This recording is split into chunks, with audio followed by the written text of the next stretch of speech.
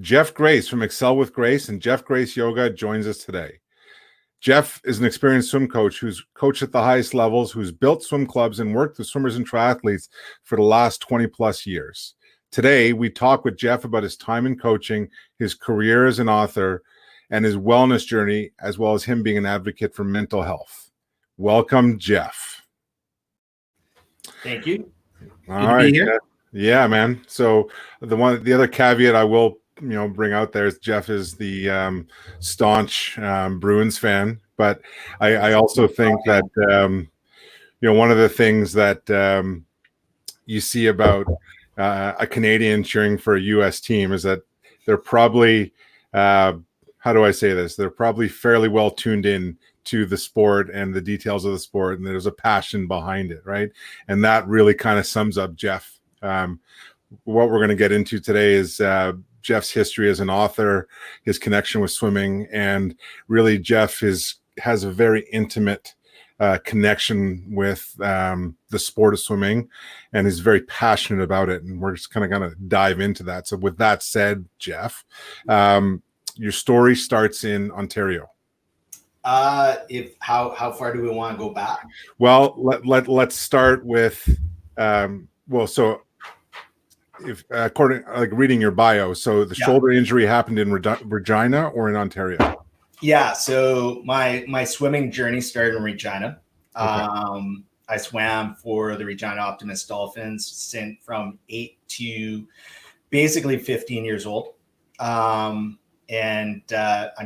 to learn from, unfortunately, two men who passed in the last year. Murray Drudge and Kevin Thorburn, and really specifically Kevin Thorburn was my coach for 3 years while I was there. Had a huge influence on my life, and really learned. That's where I learned my club building. That's where I learned passion for the sport and developed passion for the sport, and that's really where I learned everything about.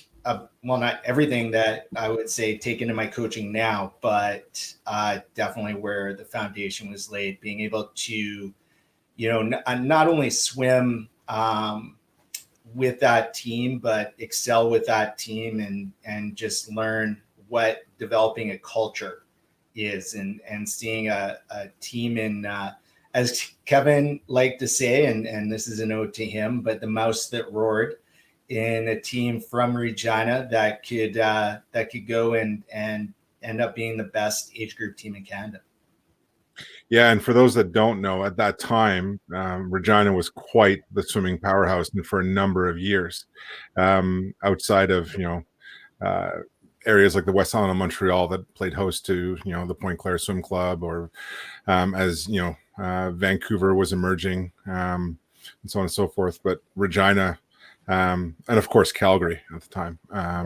But that said, definitely remember being a young swimmer and putting up the swim magazine and looking at the swim rankings, and it just seemed like every age category, every event was had a rod swimmer in it. So exciting. And I want to come back to Murray and Kevin a little bit later on, because of a couple of pieces that you wrote late last year.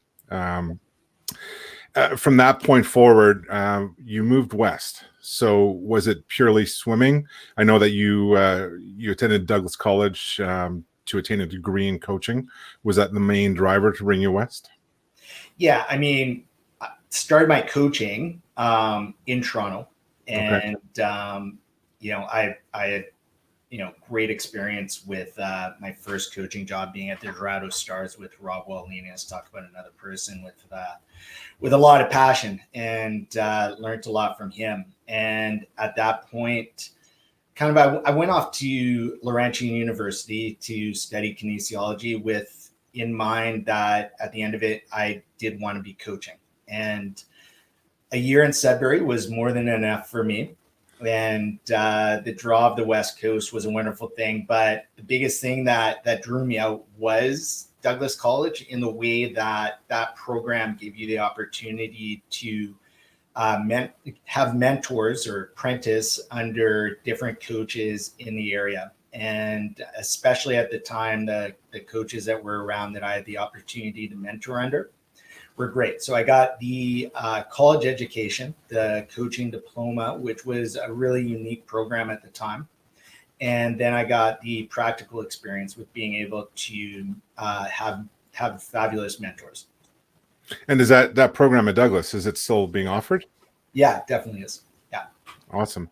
And now I know, Jeff and I have known each other for quite some time. So, it's not as though I'm reading his bio and like just pulling out pieces. Like I'm referencing, times in his life that I know, and moments and so on and so forth that he shared. And so I don't put Boston Bruin fan in every one of my bios. So we'll convert you to a Habs fan at some point, my man. God, So you end up in Calgary, and you get to apprentice at the National Training Center at a very exciting time in Calgary. Penny Haynes, Curtis Myden, Jan Biderman, Mike Blundell. So talk to me a little bit about that. It was a fabulous experience. It was, not only the experience. I mean, it was a culmination of a lot of huge experiences, because there were some major emotional ups and downs with our team that year. When you say your team, are you talking about University of Calgary? Yeah. I'm just trying to think of where to start. I'll get to the emotional piece at the end. So, I mean, the opportunity that I had there was fabulous. Being able to take advantage of the, first off, got to give big thanks to Petroganda and their Olympic Torch Fund, which actually allowed me to really be able to financially take on that year and go to the National Coaching Institute. So first off, one of the great things about both of the formal or structured coaching programs that I took is that it had coaches from all different sports. So when you're looking at the National Coaching Institute, when I was in Calgary, just as one example, and this is only, one of the high performance coaches that were there, was we had Claire Hughes's coach was one of the other students in that class. So, we had speed skating coaches, short track speed skating coaches, badminton coaches, hockey coaches. And so one of the great things that would happen is cross country ski coach and myself and, I'm trying to short track and speed skating coaches all could nail down, physiology and periodization and all those aspects, to a T. Then we'd have the hockey coaches who'd be in there going, what the heck are you talking about with all this stuff? But then you get to team building and the hockey coaches would take over, right? And so you got to learn the different areas from coaches in different sports. So that is one thing that, talking to anybody within their coaching development, you can learn from so many different peoples in so many different areas. So that was one great thing. Then the experience of mentoring under both Jan and Mike, very, very different coaches.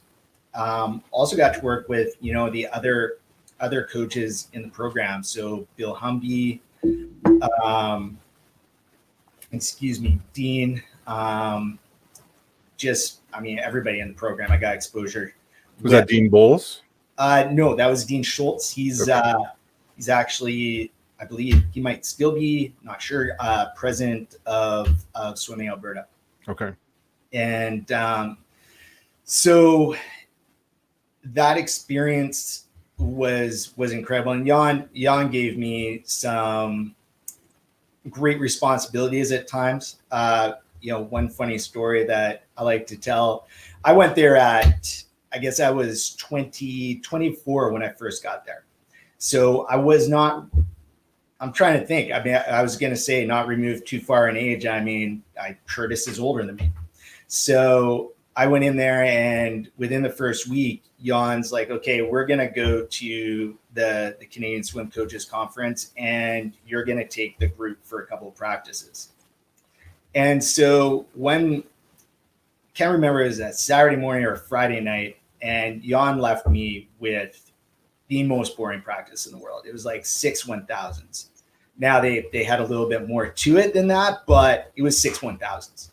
And in the group, I had Penny Haynes, Joanne Millar, Curtis Myden, Shamak Tuka, Colin Sood, Tara Sloan. I mean, it was a who's who, right? I mean, 2 Olympic medalists, 1 double Olympic gold medalist. Anyways, 24 years old, having this group going, okay, guys, we're going 6 1000s. And they looked at me like, yeah, you got to be kidding me. And after the first one, they're like, Jeff, can we do a get out swim? I'm like, no, go for the second one. After the second one, Jeff, can we do a get out swim? Like, guys, like at least give me half of it. And then sure, we'll do a get out swim. So we do 3 1000s. And at the time, to be honest, I did not know Colin Sood's best times.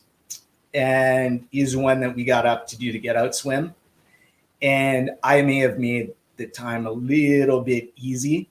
He may have smoked it by, a couple of seconds pretty easily. What was the swim? It was a 100 fly.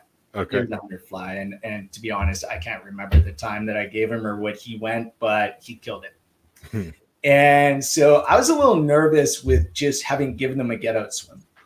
And so when Jan comes back on the Monday, I'm like, hey, so on the weekend, I gave them a get out swim and they got that. So they only did 3 1000s. He's like, yeah, whatever. That's okay.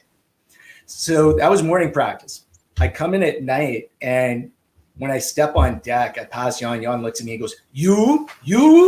And I'm like, oh, what the hell did I just do? Right. And I walk over, and he's sitting with Curtis, and I sit down, and he goes, if you give them a get out swim, I expect you to, make it kind of hard. How about this, Curtis? If you go under 30 seconds for a 50 free today, we all get out. And I'm like, thanks, man. Thanks. And so he, there was times, a short story with Morgan Nabi where he would say, Jeff, you take Morgan, you get him to do this. And by the way, that's a really bad Czech accent. And I looked at him, and finally, after about 3 or 4 times they got me to do this, I looked at him, I'm like, you can't get Morgan to do that. He's like, yeah, that's why you take him. And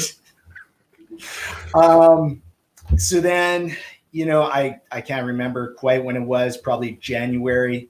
And he says to me, Jeff, what do you do when we go to nationals? And I'm like, dude, unless you're flying me out, I'm staying here and going to school. And he's like, yeah. You take care of Penny. And this was Penny Haynes getting ready for short course world championships, where she's looking at breaking at least 3 world records. Right. So once again, I'm, 25 at this time, apprenticeship, and he's telling me on my own to take care of Penny Haynes. I'm like, okay. And so incredible experience. Unfortunately, right before they left for nationals, one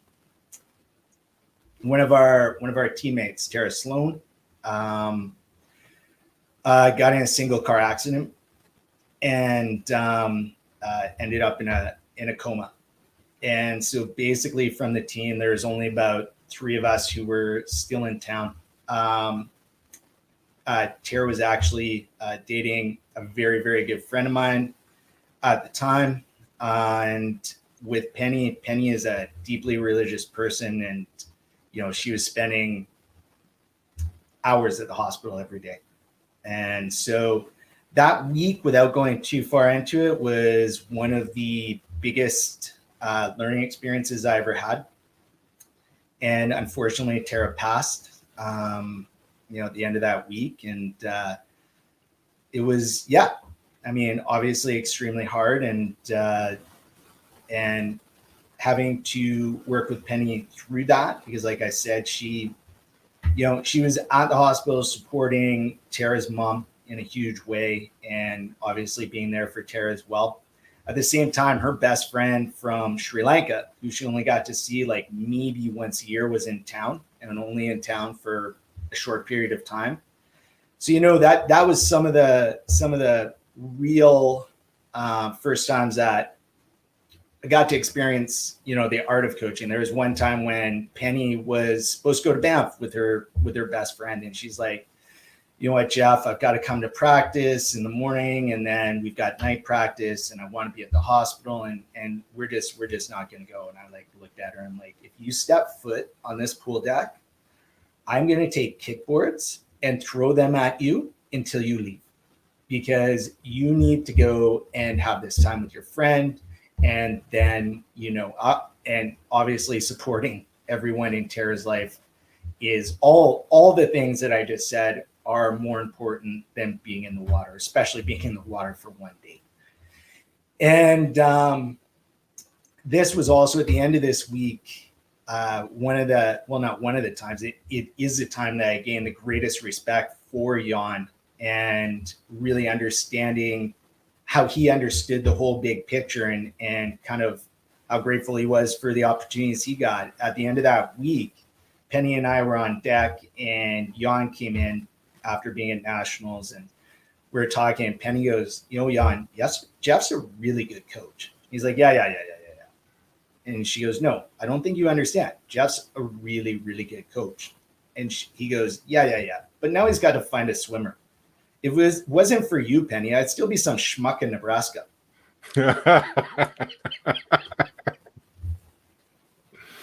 That's Jan to a T, isn't it? Yeah. So, I mean, just someone who obviously, was able to accomplish a lot of things as a coach, but understood where, what opportunities he had, was humble about what he did. And the art of coaching with Jan was what has and does make Jan great as a coach, is understanding people and not having to think that he needs to stick to structure in a plan. That is a tremendous compliment. I just got goosebumps listening to that story. And, from somebody like Penny Haynes, who's, certainly a very accomplished swimmer, athlete. As well, the kudos from Jan, because Jan is, certainly one of the most humble people that I know in this sport. He just never seemed to make the sport bigger than it was, which is, something that it took me a while to learn, that swimming is just swimming. But I think for any of us that are passionate about the sport, that takes a long time. Yeah, absolutely. But I mean, that's an awesome story, and truly an incredible compliment. So, thank you for sharing that with us. Yeah, for sure. So from Calgary and that experience, you moved back out to BC. Now I know there was a number of clubs, Pacific Sea Wolves, Langley Olympians, which you helped start, if that's correct, and then Hollyburn.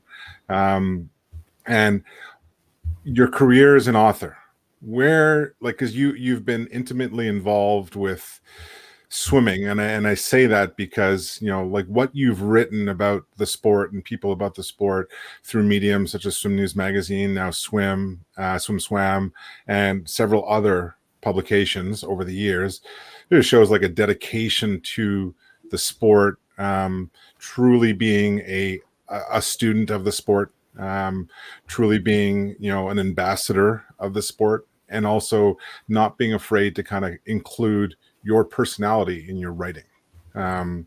So where does it start with Swim News, or when does it start with Swim News? First off, thank you for those words, because that's what I strive to do in that aspect, for sure. Where it started in Swim News was that I looked at the magazine just like you growing up. I mean, it was a staple. That was something that was really brought in by Kevin. I mean, first off, when you look at TAG and where the rankings were, that's how we built Regina. And then Kevin was hilarious with his swim magazines. You could read them, but you had to make sure your hands were bone dry. You had to make sure that you were nowhere near a speck of water on the deck. You had to handle them with kid gloves. And if you ever even came close to doing anything to swim magazines, it wasn't nice.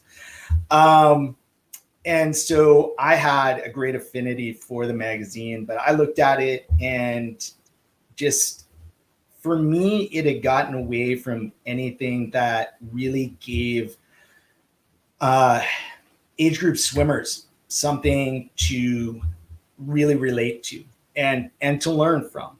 You know, there was great coverage of the sport, but it started to get, I mean, God love Nick and miss him as well. And he was a very passionate, but, you know, political person. And the magazine started to become really political because he believed in what he believed in swimming, and made sure that that was communicated.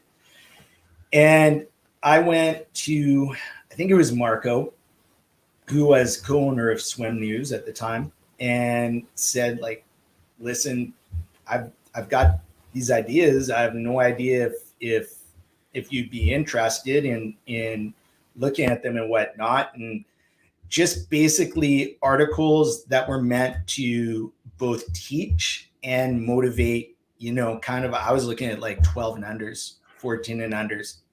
And they gave me the opportunity to do that. And then it started with those ideas, and with it came, you know, just being able to, I think my first interview for Swim News was with my former roommate, Corey Beat, who at the time was coaching Brittany Reimer. So obviously I had a close personal relationship with him, and he was willing to talk to me. And that's where my interviewing started. Really where the writing started was, you know, I'm avid reader, love reading, have loved reading for a very long time. And with it, I had the passion from it. I mean, the first moment of coaching, I think, but it really developed in Vancouver when I went to Douglas Colleges to seek out people to learn from. And when I was a head coach in Grand Prairie, I applied for a grant from CSCA for going down and spending a week with David Salo. And for that, what I had to do is write a report that was meant to be published in Full Speed, which was the newsletter for CSCA at the time. Without naming people, and making a long story short, the person who was publishing and editing Full Speed at the time, when the article wasn't published in a year, and I was a little miffed at that because I had put a lot of heart and soul into it, he came out and told me I was too wordy and basically my writing was crap. Oh, and so therefore, being the kind of person I am, you tell me I can't do something, then I'm going to do it. So that was like, okay, let's get something like actually published. And that's kind of what started me on that journey with Swim News. And, you know, Nick was incredible, you know, gave us, any of the writers, gave us a lot of freedom and really sent us off on our way, supported us hugely in not only giving us that freedom, but, you know, how he supported us financially to be able to do those things was incredible. And like I said, the man just had incredible passion for the sport, and the aspect of me wanting to learn from others is really what drove me in my writing, and being able to reach out and go visit people and just simply talk to people. And this is one of the things that, you know, I stress to anybody who wants to learn anything in any field, because I haven't just done this in the swimming world, but don't be afraid to simply reach out. I mean, I'm lucky at the time that I started this, it wasn't like everybody's inbox was full of requests and everything else. This was, you know, early 2000s when I started doing my reaching out and interviewing of people and doing visitations. But, you know, I spent, I guess, 10 days with Bob Bowman when he was coaching Michael in the early 2000s. And, you know, I've had many people ask me, like, how did you get that opportunity? That's incredible. And I emailed Bob. It was a cold email. I was just like, I'm some young, dumb coach in Calgary. I know you're doing some really good things, and I would love to come out and see what you do. And it was a yes. I mean, as simple as that. Just got back to me and said yes. And everybody that I've gone and done visitations with, and like Dave Salo, Rick DeMont, Bob, Eddie Reese, Randy Reese, Michael Bowl. It's just been asking, and it's not like I'm anything special. It's reaching out and saying, hey, I'm loving what you're doing. Do you mind if we talk? I mean, the guy that I just most recently got to talk to, that was a huge thrill for me, was Bill Boomer. Okay.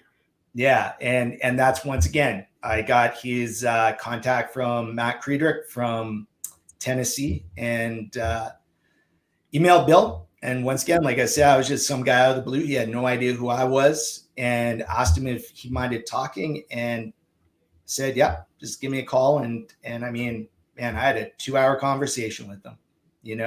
This is a guy that I've looked at his coaching thoughts and philosophies and for years. And so to me, it was such an honor. And like I said, the reason I got the opportunity is I just simply asked. So if you want to learn from somebody, reach out and simply ask. Yeah, and then that's a great segue, because I mean, you have a lot more power than you think you do, just by sitting around and assuming, that people are just going to say no, right? You risk nothing by asking, by reaching out, a kind email, a kind phone call, and just asking for the opportunities. More often than not, people are more than happy to share. And I think that at times we kind of think that talking with people that have attained a certain level of achievement is kind of like climbing the Tower of Babel, but it's not, right? And it's just these guys have all, or these women, men, women, whoever, they've all had and experienced their own journey, and for the most part, like, they went out and asked somebody for help at some point, and they got it, and they're more than happy to reciprocate. And that's been my experience as well. So great message. Throughout your life, like, you've had no shortage of opportunities and moments like you kind of just described. And so going back to early 2000s, you talk to me about being diagnosed with bipolar disorder, and then what strategies and how you've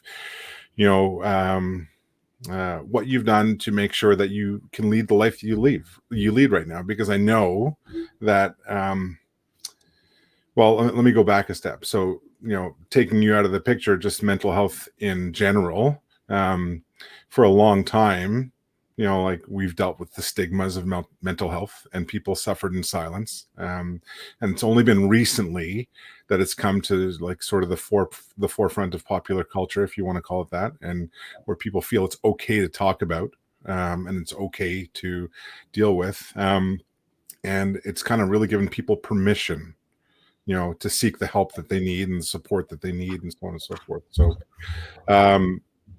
with that said, how did you seek that help? What did you do to get what you needed? It's interesting, because it's just fantastic where kind of that, for lack of a better word, movement has come to.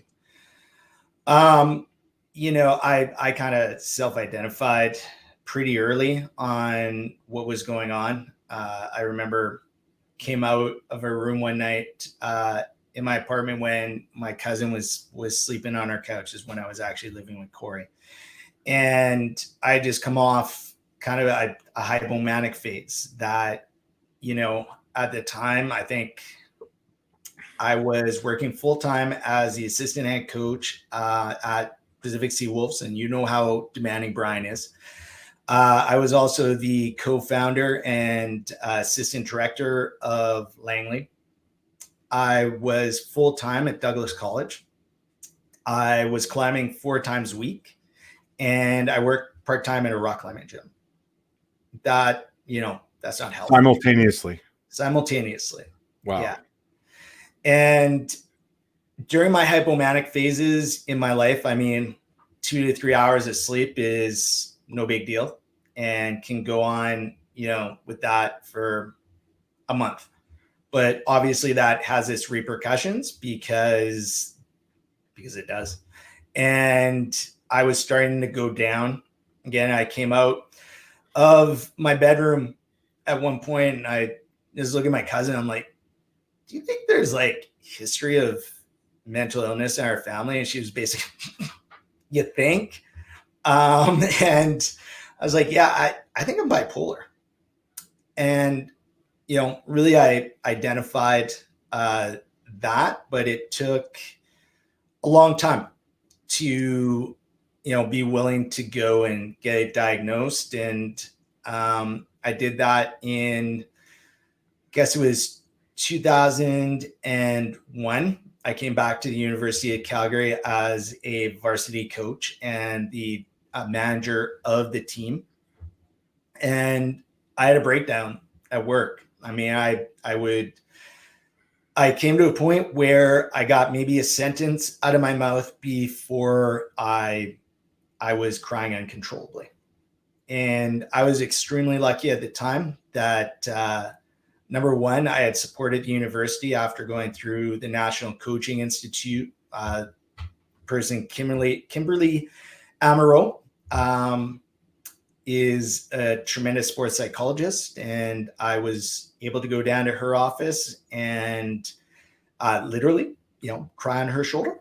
And she directed me to the right places and got me help right away. And then, Mike Blundell, who was my direct boss at the time, was extremely supportive as well. And just basically was like, dude, take a week off, like just go and try to figure out your shit.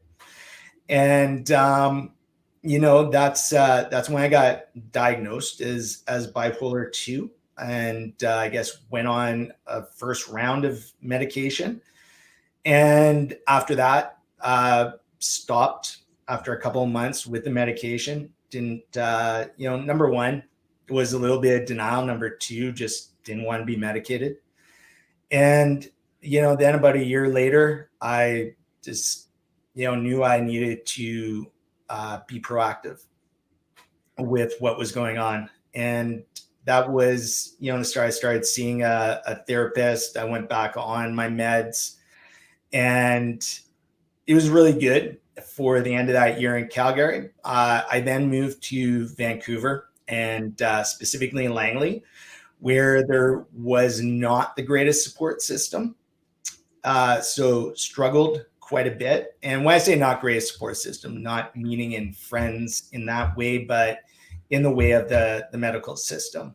And after a couple of years there, once again, I realized that I needed to try to be proactive again and started seeing a great therapist. And, I don't know how far into the story you want me to go, but I'm trying to be as quick as possible with it.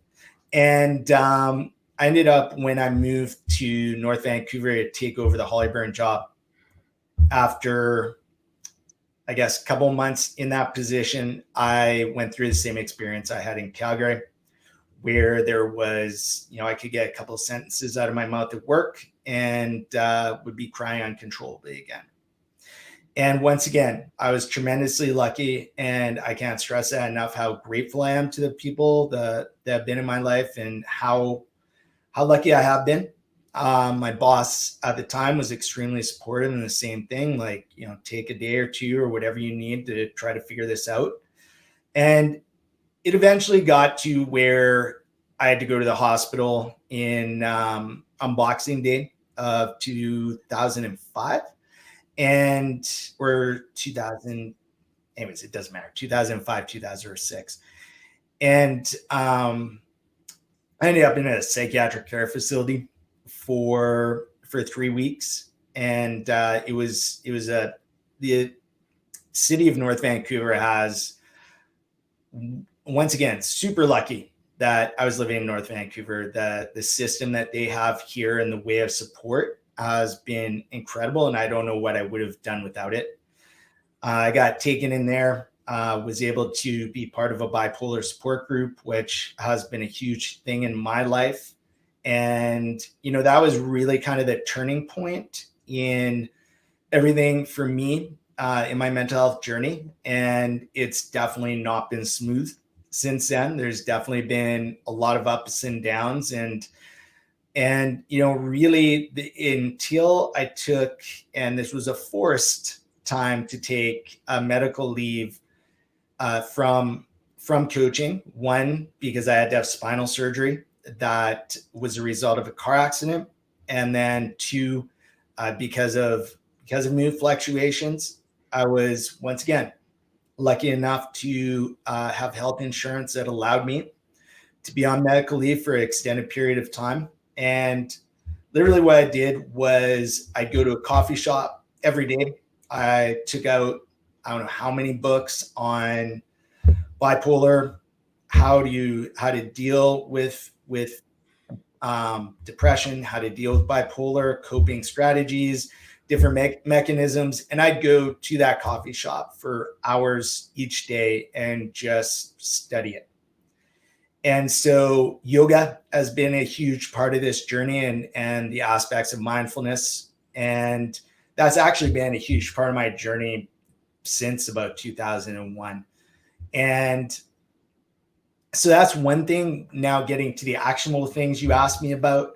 One thing is mindfulness, whether that be through yoga or whether that be through any type of other practice, meditation. And then, for me, I just identified things that, made me happy and brought me energy, which is really, the one thing I should say, not even to make me happy, but because I really believe in the energetic piece, because if you don't have the energy, you're probably not going to be happy. So what are the things that have brought me energy? And, if I'm not physically active every day, I'm not going down a good road. My sleep is another thing.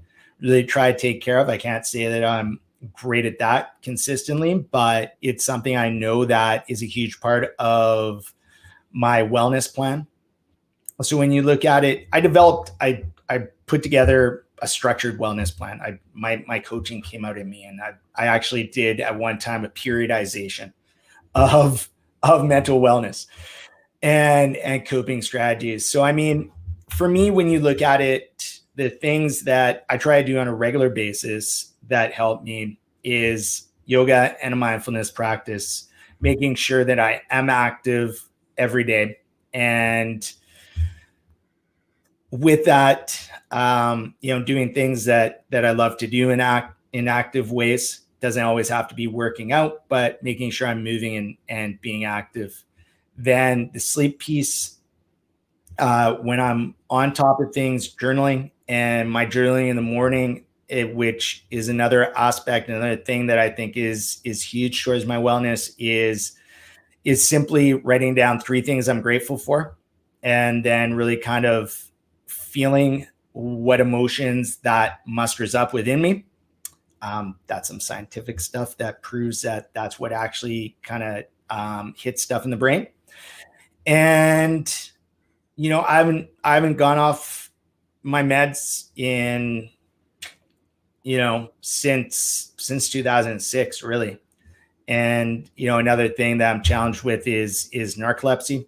So those are also medication that I've never gone off. So I do believe and understand when people don't necessarily believe in the role of prescription drugs, but they have definitely helped me. So I guess really those are the biggest coping strategies that I've had. Wow, that was a really in-depth answer, and I thank you for sharing that. You shared a lot of personal details there. And like there's a lot to digest and a lot for people to take away from that. So I really do thank you for sharing those personal details. Now, I'd say, and my dog's pretty important in my wellness plan. And then obviously, I'm trying to think when Jenny came into my life, but I've been married for the last year, and she's very important. obviously in all that wellness aspect. I certainly understand that.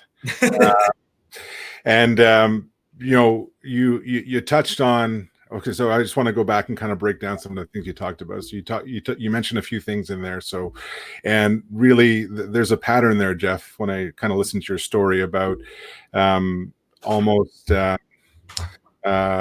Well, I wouldn't say, I'll use the word reincarnation. It's not the best word to use, but it's kind of just always coming back from challenges, always being able to grow, rebuild, so on and so forth. So early 2000s, you self-identify and you start dealing with the challenges of bipolar disorder and work through that.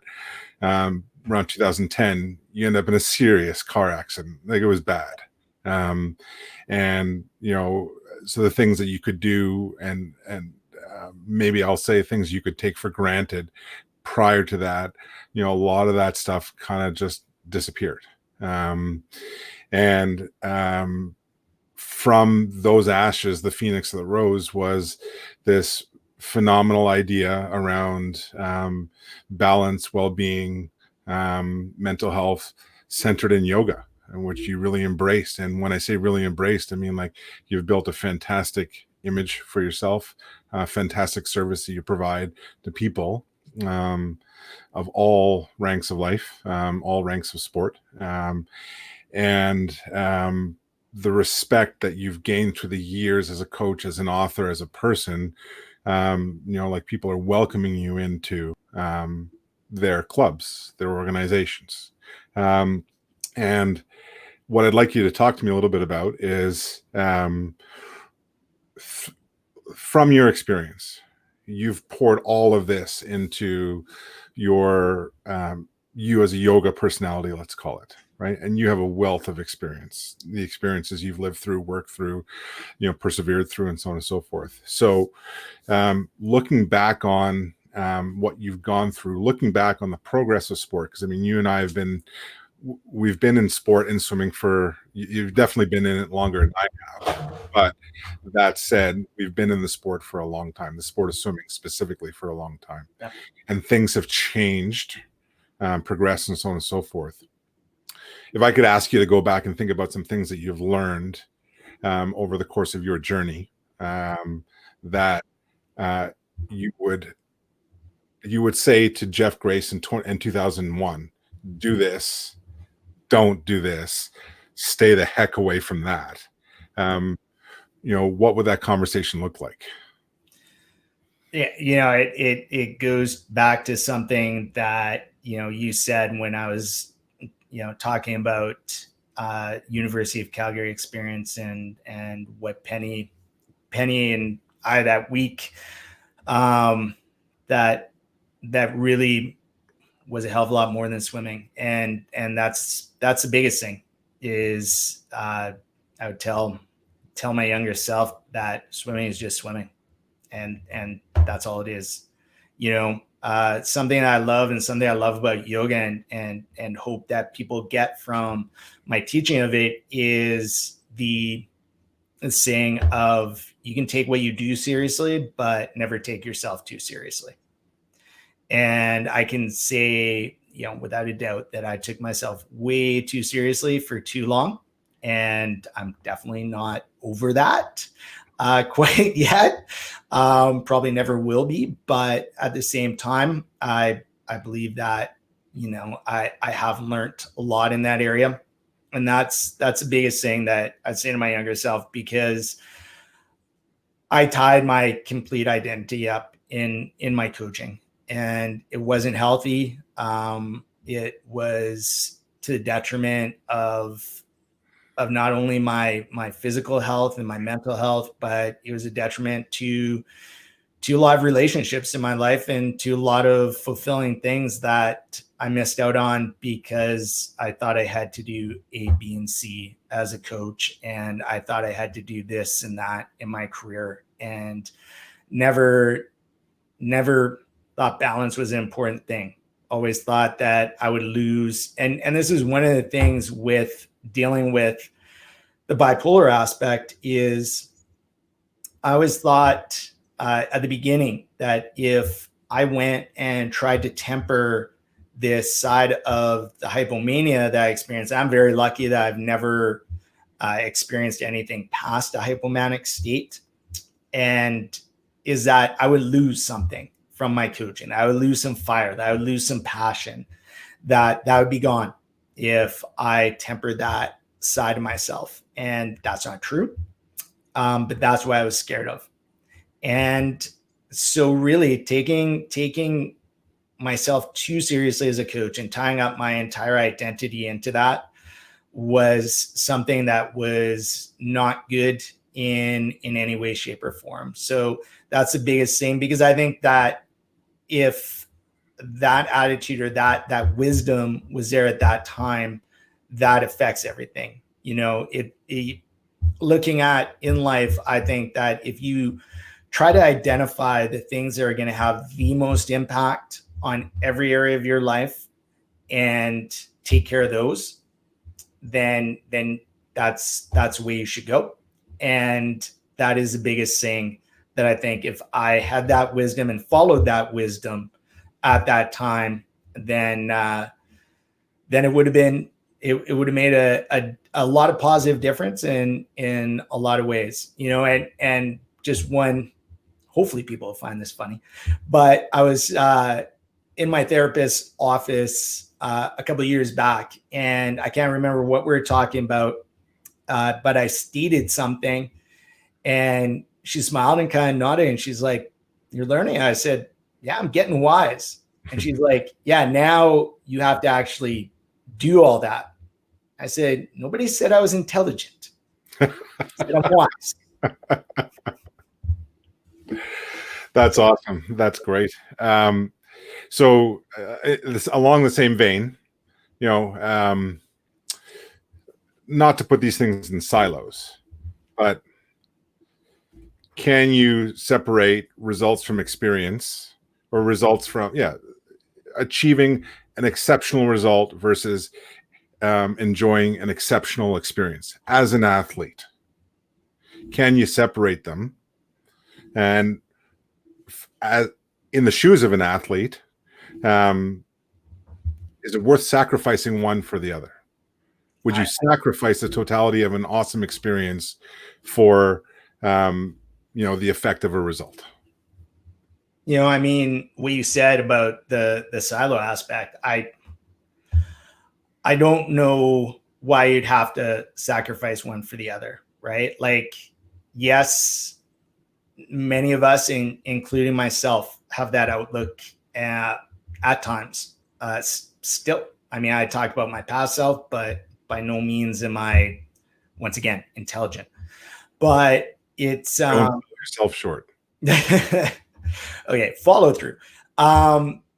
Is that, you know, and it's hard to kind of really, buy into that process aspect a lot of the times. One of the things that I have bought into and truly believe in is that develop habits, and habits will culminate into something great.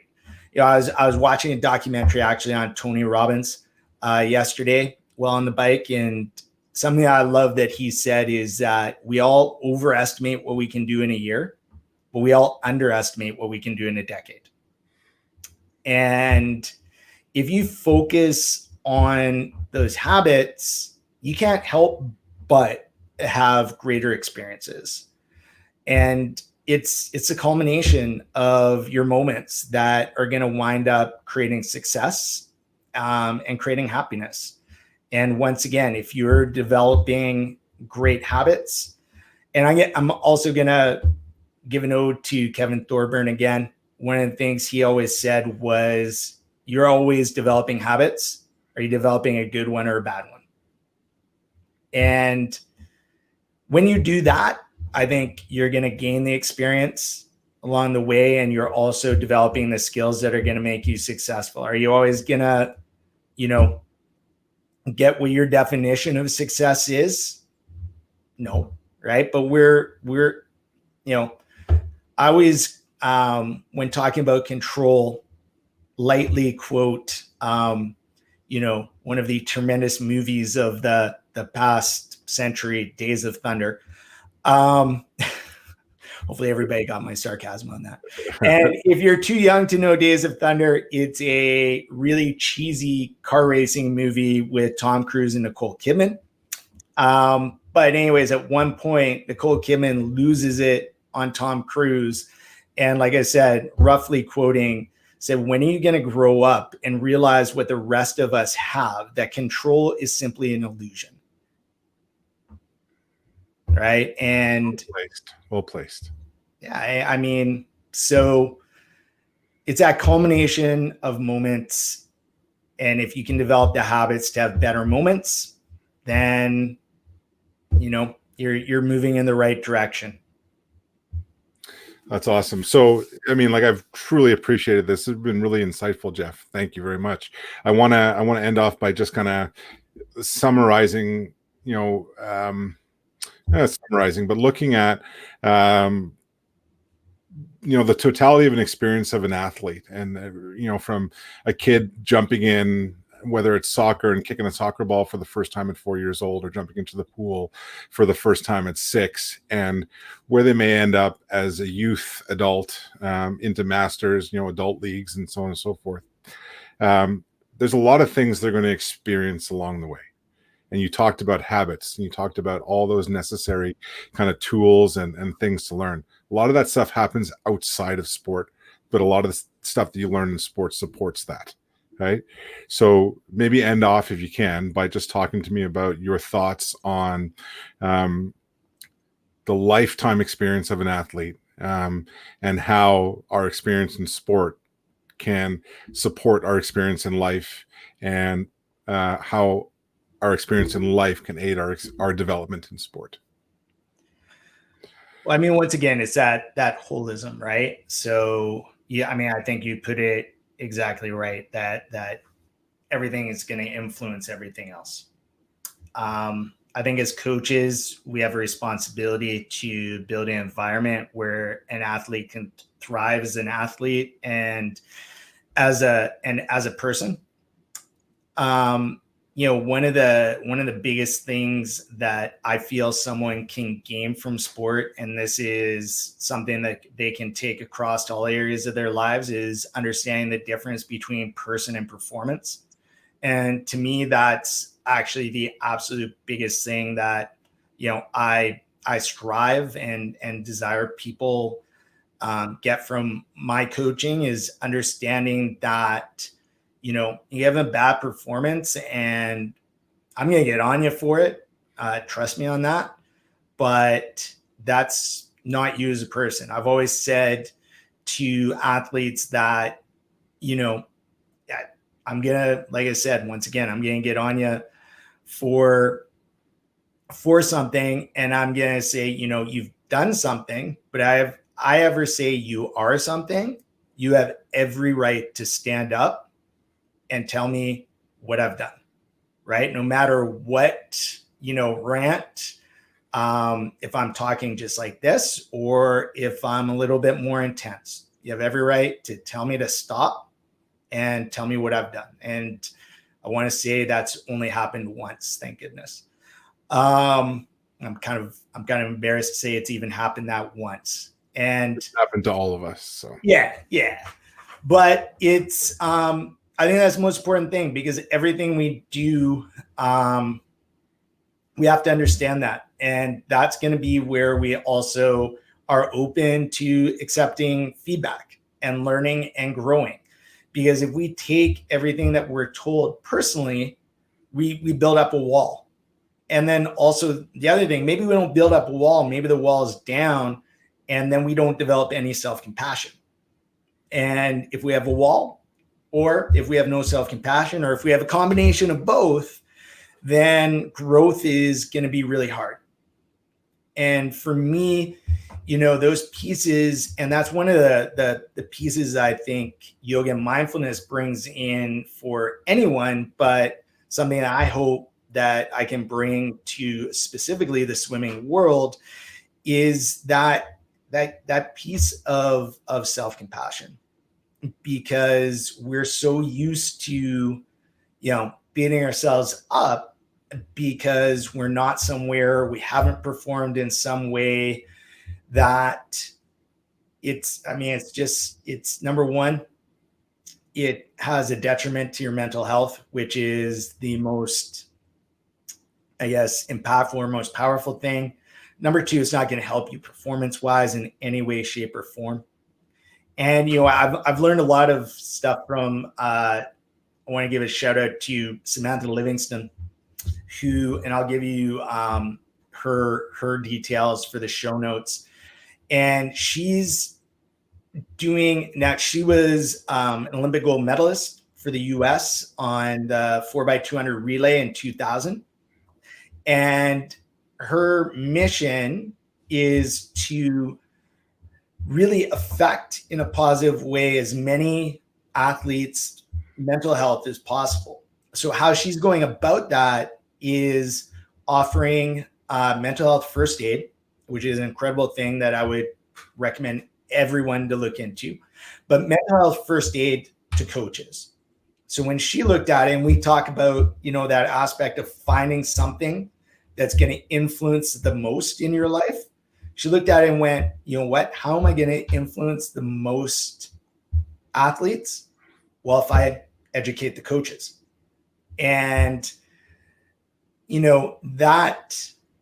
that piece of what she's teaching coaches to be able to take to swimmers and give them tools to be successful in life. Because when it comes down to it, I hope, once again, my coaching, I very purposefully get after life skills, and I find it way more important than performance. So I'm inspired by what she's doing in really giving that to as many athletes as possible through affecting the coaches.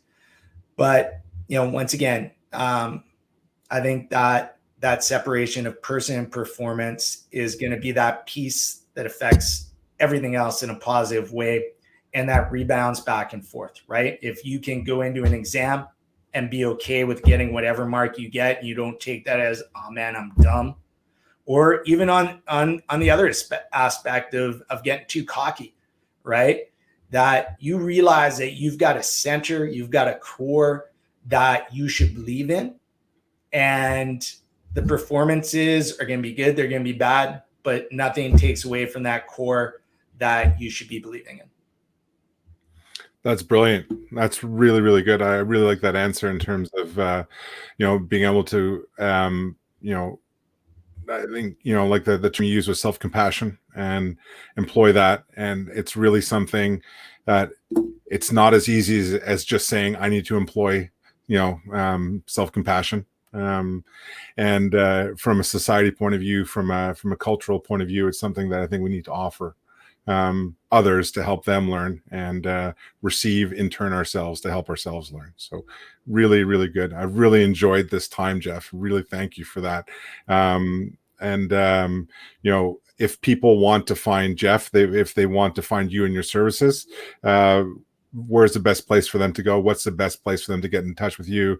Web, social media, phone, wherever you like. Everything swimming specific yoga. You mentioned at the start, like Excel with Grace was the original iteration of the business. I still have the umbrella of Jeff Grace Yoga.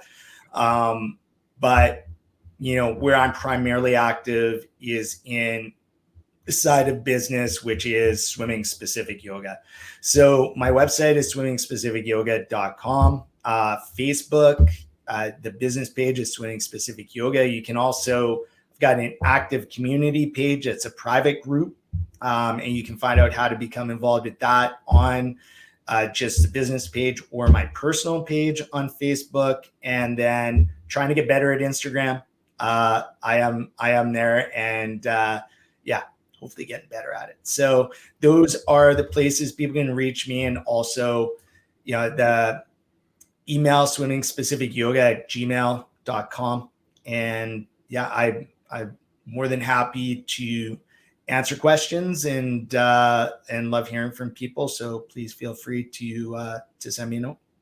Awesome. So for a total experience and everything more than just yoga, don't be afraid to reach out to Jeff. Jeff, thanks a lot. Really appreciate your time and really appreciate the heartfelt sharing that you did. You shared a lot of personal stuff. So thanks very much. Have a great day. Look forward to connecting soon. I'll let you give out a Go Bruins Go, and then I'll finish off with a Go Habs Go. I'll tell you, you know what? I'm going to give you a super quick story. Our anniversary dinner, we went to an amazing restaurant here called, we're still lucky enough we get to do that, called St. Lawrence, which, have you ever been to that restaurant in Van? I have not, no. Okay, when you come back, man, it's Quebecois food. Oh, so like St. Lawrence, like St. Lawrence Street in Montreal. Yeah. Yeah, cool. All right. And absolutely amazing. So first off, after I ordered everything, I realized that my entire meal was pies.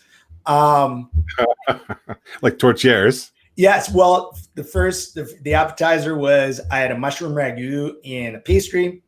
The main was a tortilla, venison tortilla. And then the dessert was a sugar pie. There you go. So Quebecois. Exactly. Tortilla, though, although it was fantastic, it came with a little flag in it. That flag was a Habs flag. I have a Boston Bruins mask. And so I took that flag off, put it down, put my Bruins mask over it. And the waiter came over and he's like, guys, how's your main? I'm like, this is absolutely amazing, except for the crap that came in it. And he just looked at me with a smile because he saw the mask on the table too. And he's like, you're in Habs country, man.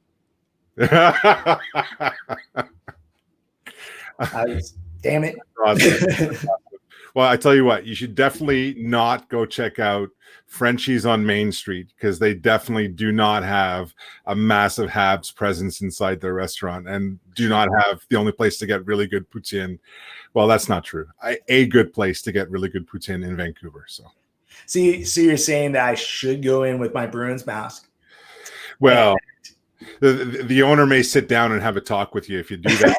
He's a nice guy, so it'll be a friendly talk. So awesome. Well, Jason, I appreciate this immensely. You giving me a platform to share, and I think it's phenomenal. Obviously, we're all going through the challenges that we are, and that you've taken the step to give as much value as you can to the audience you have from all the different walks of life and all the different roles that you've had. So thank you also for putting your work into, doing what you're doing with this.